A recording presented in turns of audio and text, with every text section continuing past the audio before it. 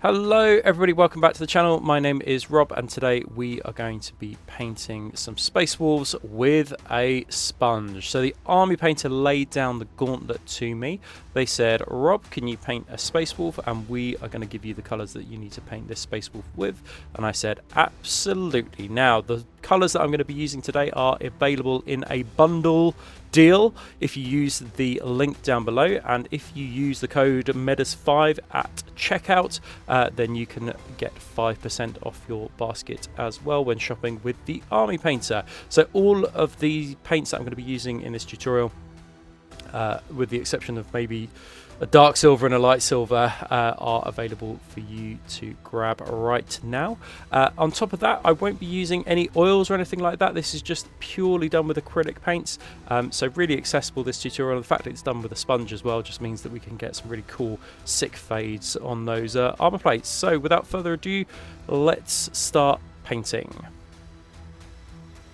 So these are the colours that I am going to be using today. These are the ones that Army Painter wanted me to use in particular, and actually this was a really good opportunity to use paints that I don't use very often, and just to work outside my wheelhouse. And the fact that I won't be using oils in this video today I think is quite critical, but the sponge is going to be making up for that.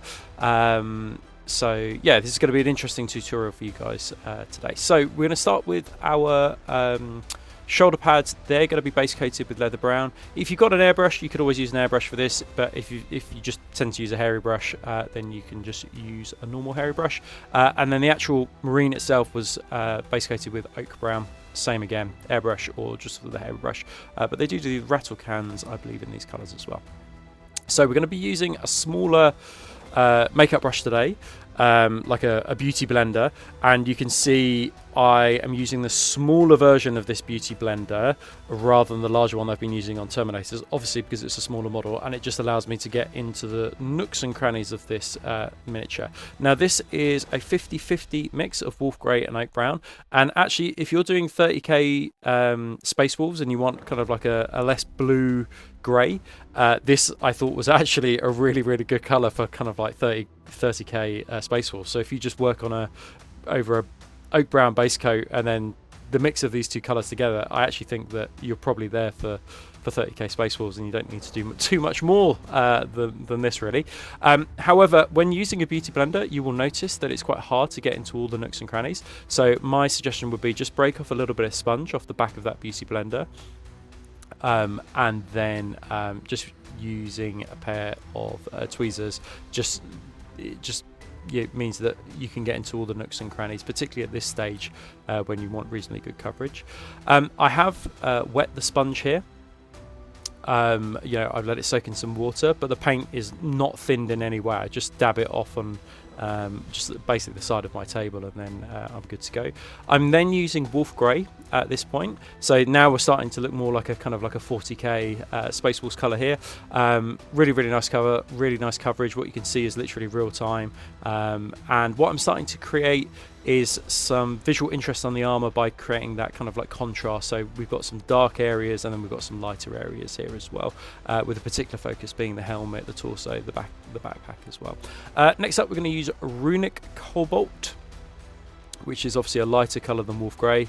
And again, you can see me here really focusing around the head. You know, the head is a sphere, and it's the first area that draws attention when we look at the model. So that we want that to be brighter probably than most of the other parts of the armor as it draws attention. And then you can see me here really focusing on those cylinders, those armor plates that are cylinders where light would hit. Now this is an optional choice here. I've added in a little bit of matte white into the Runic Cobalt. You don't have to do this, and I'm assuming this isn't in the bundle, but I'm assuming that everybody's got white paint watching this video, and you can see me here just using and just creating some specular highlights on that armor, just those tippity top highlights. But as I say, this is an optional step that you don't have to do, but just draws attention to those specular highlights.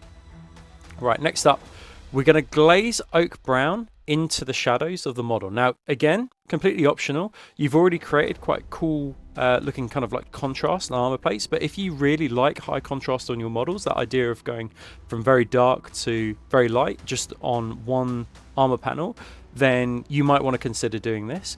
It takes, of course, a little bit of time kind of glazing this, and by glaze I just mean a very, very thin down version of the paint. You can just mix it with water and glaze it in. Alternatively, if you do have an airbrush, you can always do this with an airbrush like I'm doing here. Obviously an airbrush just speeds things up, you know, to glaze all of those areas on the armor. It would take a little bit of time.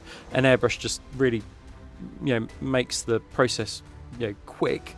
But what I would say is using a combination of an airbrush and a sponge actually creates quite cool texture within the armor, and then this is just kind of like a time-saving measure to create contrast on the armor as well. So using a little bit of both here, but as I say, you can glaze it. You don't have to use an airbrush here, and don't feel switched off just because I have used an airbrush in a couple of steps here. It's just simply a time-saving measure when creating the video. Right, shoulder pads. This is going over leather brown. We're just using Fiendish yellow. This will take about 3 coats. That you need to leave to dry in between in order to get to a reasonable layer. What I really like about the Beauty Blender, the makeup sponge here, is that it leaves all the recesses around the edge of the armor in that kind of like leather brown color, and as a result, you know, we don't have to wash this. There's no kind of like pin washing or anything like that, where there's a high probability where you can make mistakes on the armor, because we're sponging it and we can't get into the recesses of both the blue-gray armor and the yellow here. Like, we don't even need to wash it. Like, it's just, yeah, it's just good to go. You can see me here using leather brown just to shade the yellow shoulder pad. You don't have to do this. You could glaze this in or just skip this step completely. Like, this is completely optional. Again, this is just to add a little bit more contrast into the armor plates. I really like how brown looks against kind of yellow, just to add a little bit more visual interest. If you're enjoying the content and are finding this tutorial useful, why not consider joining my Patreon? You'll receive an exclusive tutorial each month, as well as monthly Q&A sessions where I go into depth answering each of your hobby and painting questions. You'll also receive early access to tutorials, as well as discount codes worth up to 10% off. For as little as £3.99 a month, you'll be supporting the channel grow and develop, which allows me to support you with even more hobby tutorials. Alright, next up we're going to be using Dragon Red to create just a little bit of freehand on the shoulder pads. If you've got transfers or something like that, you can always use those, but it's always good to practice these kind of brush skills. It's always a bit tricky as well doing this with a camera in between you and where you're painting, so I did a lot of it off camera. I just kind of started the process on camera here, but this is just straight up Dragon Red. You can shade this if you wanted to, so you could always add a little bit of black to the Dragon Red in the darkest areas where the leather brown, where I've placed the leather brown. You know, you could mix in a little bit of black there and then just fade it and feather it up. You don't have to though. You know, it will be barely noticeable, kind of hidden away back there. But yeah, as I say, if you want to keep things consistent with the rest of the armor, then you can always add a little bit of black into that. Right, next up, so we're going to go back to the Fiendish yellow now, but we're going to use a brush. You can just see here on the kind of like those 2 wolf blood claw markings that I've just kind of shaded it black underneath. But with the Fiendish yellow, what we can start to do is just create some scratches with our brush. Now, you could always do this with a sponge if you want to. Don't use a beauty blender. Use something like, you know, kitchen sponge or something from a, you know, that you used to get from a blister pack or something like that. But this just creates the impression that this is that red claw marks. It's kind of a layer of paint, and obviously as it's the final layer of paint. Is going to be the first thing that gets removed in battle, right? So just a few marks and scratches here and there I think looks quite good, just to keep it consistent with the rest of the battle damage on the armor that we're going to do a little bit later. I have gloss varnish, just one shoulder pad, and I just brushed this on. This is the Army Painter's gloss varnish. You can see it's really, really shiny. As I say, it's brushed on. Don't need an airbrush for this. Again, this tutorial is supposed to be for airbrush users, but non-airbrush users as well. So, you know, I just brushed this on, not affecting the rest of the model in any way, just this one shoulder pad. Just make tiny corrections with a with a scalpel rather than the brush. I think it's slightly easier. And then once the microset and microsol have done their work, I've then just used matte varnish over the shoulder pad, just to get rid of that shine, but also just to blend that transfer in, so we don't have that kind of like unsightly ring around the outside of the transfer. You want it, as if it's been painted on. Right, next step. We're going to be using greedy gold here for all of the parts that you want to be gold. I did briefly flirt with the idea of doing the face paint plate in gold. I decided not to, but I think that it could potentially be quite cool to do it. Thinking about kind of like Viking helmets and things like that, I think it would look pretty cool, and maybe just make your Space Wolf stand out a little bit. But in the end, I didn't decide to do that. Gunmetal. Which is not in the bundle, but I think we can all assume you've probably got a dark metal in your in your arsenal already. So I've used gunmetal here,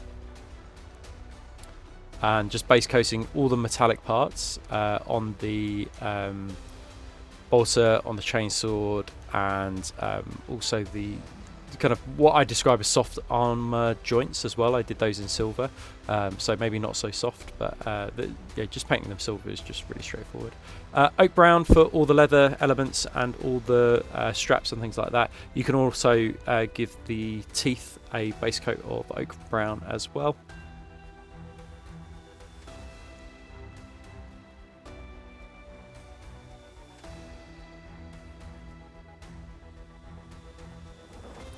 And then next up, we're going to use dark skin shade, which is a paint within the bundle, and this is a really good one. This is like a catch-all wash.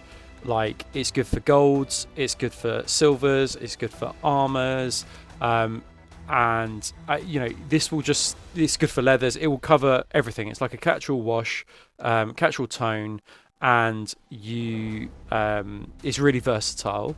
And any gold, silvers, or leather elements, I wash with this, so everything's kind of tied together quite nicely just by this one tone.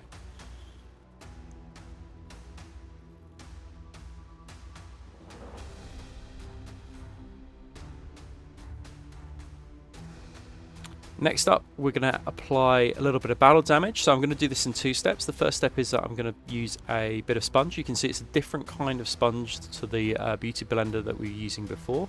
And here I'm just going over particular parts of the armor, just being careful to avoid the metallics that I've already created. You could probably do this in an earlier step if you wanted.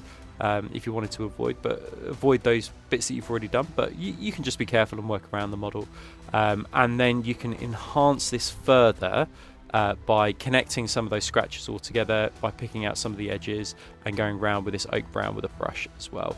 The oak brown against the frost blue armor, I think works really, really nicely and really, really well. Like for battle damage, for that kind of like ceramite armor underneath, I think this works really, really nicely as a color. Next up, we're going to use leather brown. So this is again a color that we're going to come back to all the time. So the colors that we're using here, like within the bundle, you're not using a lot of colors, but you're getting a lot out of these colors, I think is what I would say. We can just highlight any leather straps and any leather elements with this leather brown color. If you want to mix in a little bit of white into this, or you want to mix in a little bit of skeleton bone into this, you can just line it up further. If you want to do like specular highlights or highlights on the corners and things like that, you can do. I just gave it one highlight, rough highlight with the leather brown, and then the teeth are given a base coat of leather brown, but I'm also following this up with some skeleton bone as well. And you don't need to do much more for the teeth than that. You can always wash it with our dark skin shade as well, just to knock it back a little bit. But you could just keep it like this as well if you wanted. Completely up to you.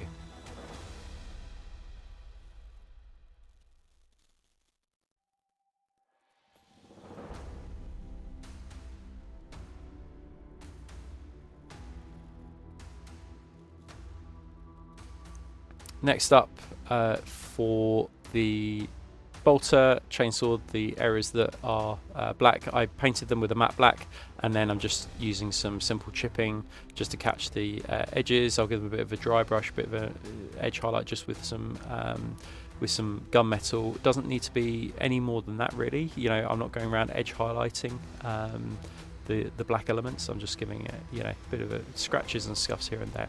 The eyes are painted with black first, and then dragon red is applied, and then I mix in some dragon red and then some fiendish yellow, about 50-50 mix, and work towards the kind of the center of the eye, and then you can add in just a little bit more fiendish yellow as you get closer to the eye. And I also did the gem as well, and then you can do a dot of white in that back corner. This is what we got so far.